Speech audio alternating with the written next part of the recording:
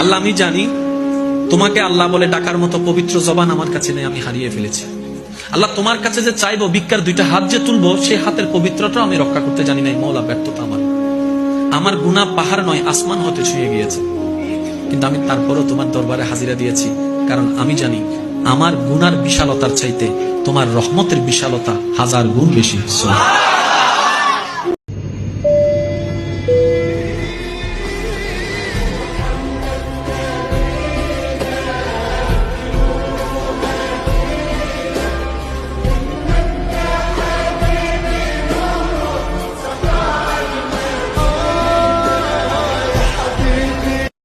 لبيك اللهم لبيك لبيك لا شريك لك لبيك إن الحمد والنعمة لك والملك لا شريك